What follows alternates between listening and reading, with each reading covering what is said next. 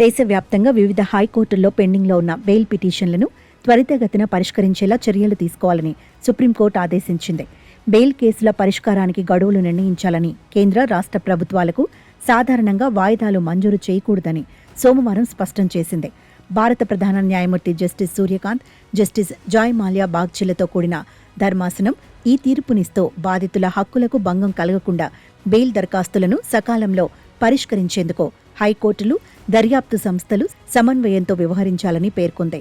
ప్రాథమిక హక్కులను పరిరక్షించడం న్యాయస్థానం యొక్క పవిత్రమైన బాధ్యత అని గుర్తు చేస్తూ ప్రభుత్వాలకు ఇష్టానుసారంగా వాయిదాలు ఇచ్చే పద్ధతిని మానుకోవాలని సూచించింది.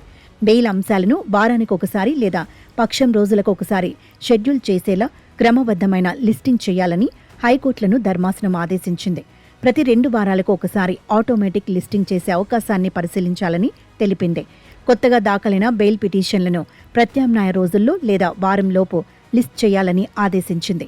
విచారణలో జాప్యాన్ని తగ్గించేందుకు సుప్రీంకోర్టు మరిన్ని కీలక మార్గదర్శకాలను జారీ చేసింది.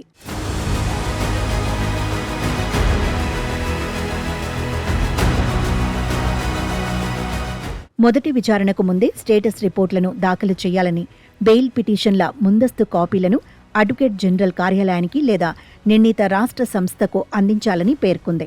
అడ్మిషన్ దశలో నోటీసులు జారీ చేసే ప్రస్తుత పద్ధతిని నిలిపివేయాలని, విచారణకు రాని బెయిల్ దరఖాస్తులను ఆటోమేటిక్గా తిరిగి లిస్ట్ చేయాలని ఆదేశించింది. పంజాబ్ మరియు హర్యానా హైకోర్టులో కేసుల పెండింగ్పై దాఖలైన విన్నపాన్ని విచారిస్తున్న సందర్భంగా కోర్టు ఈ వ్యాఖ్యలు చేసింది. విచారణకు ముందే దేశవ్యాప్తంగా ఉన్న అన్ని హైకోర్టుల నుంచి పెండింగ్ బెయిల్ అప్లికేషన్స్ వివరాలను ధర్మాసనం తెప్పించుకుంది. వారం లేదా 15 రోజుల్లో బెయిల్ కేసులు విచారించాలని ధర్మాసనం హైకోర్టులను ఆదేశించింది. విచారణకు ముందే స్టేటస్ రిపోర్టులు తప్పనిసరిగా ఉండాలని తెలిపింది. కొత్త బెయిల్ పిటిషన్లను వారంలోగా విచారణకు తీసుకోవాలని తెలిపింది.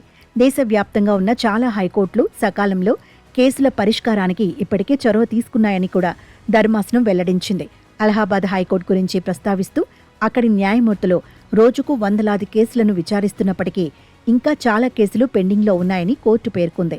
ఫోరెన్సిక్ నివేదికలు ఆలస్యం కావటం వల్ల బెయిల్ ప్రక్రియ ఆగిపోకూడదని, వాటిని సకాలంలో అందించేలా రాష్ట్ర ప్రభుత్వాలతో మాట్లాడి చర్యలు తీసుకోవాలని హైకోర్టులను ఆదేశించింది.